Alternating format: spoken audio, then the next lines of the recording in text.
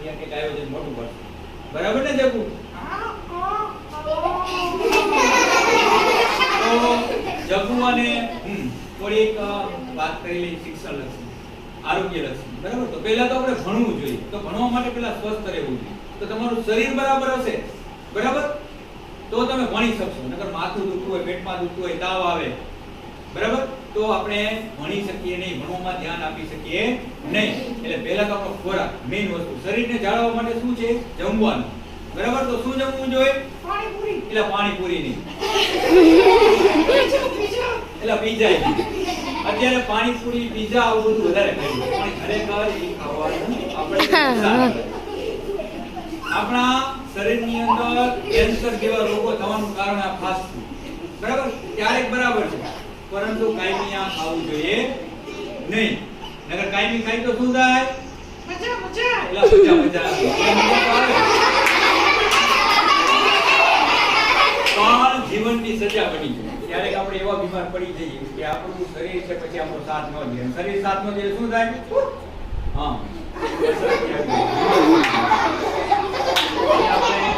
આપણે શકીએ નહીં. બરાબર છે? ઘણી વખત આપણને ખબર છે તાવ આવે, ઠંડી લાગે, અને ઠંડી લાગે એટલે શું થાય?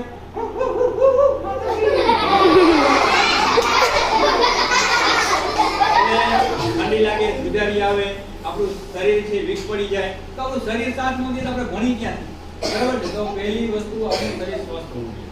આપણે એક ખોરાક, બરાબર, અને ખોરાકમાં મેં કીધું એમ શું જમવાનું? પાણીપુરી. એલા પાણીપુરી. એને પાણીપુરી વધારે ખાવે એટલે પાણીપુરી યાદ આવે. પરંતુ આપણે ખોરાકમાં આપણે પાચન થાય એવું ગુજરાતી ખોરાક, રોટલી, દાળ, ભાત, શાક, કઠોળ, આ બેસ્ટ છે. એમાં વિટામિન પણ મળે. બરાબર? આપણે ખબર છે ને કેલ્શિયમ ને વિટામિન્સ ને બધું જરૂરી છે. તો શરીરને સ્વસ્થ રાખવા માટે આપણો ગુજરાતી ખોરાક. બરાબર છે? બાકી અત્યારે મોટા ભાગને શું ભાવે છે? પંજાબી. મજા મજા બોલે. પંજાબી, ચાઇનીઝ આવું બધું વધારે. આપણે બધા અત્યારે એવું બધું ભાવે કારણ કે એમાં સ્વાદ હોય, પણ સાથે સાથે ક્યાંક આપણે બીમાર પણ પડીએ. એટલે ખોરાકનું ધ્યાન રાખવાનું. બીજું, એક તમે જમો ને ત્યારે ધ્યાન રાખવાનું. આપણે શેનાથી જમીએ? પગેથી. એલા પગેથી જમીએ. હાથ. તો હાથ પણ આપણા ધોવાના. આપણે જ્યારે પણ જમવા બેસીએ, નાસ્તો કરીએ, કંઈ પણ મોઢામાં ખાવાની વસ્તુ નાખીએ ત્યારે આપણા હાથ છે ને ધોવાના. અને હાથ ધોવો એટલે આપણને ખબર છે કે આપણા હાથની અંદર અનેક એવા બેક્ટેરિયા, વાયરસ હોય. આપણે રમતા હોય, ધૂળ હોય, રજકણો હોય, અને બેક્ટેરિયા કેવડા હોય? હાથી જેવા. એટલે હાથી જેવા બેક્ટેરિયા એકદમ ઝીણા. આપણી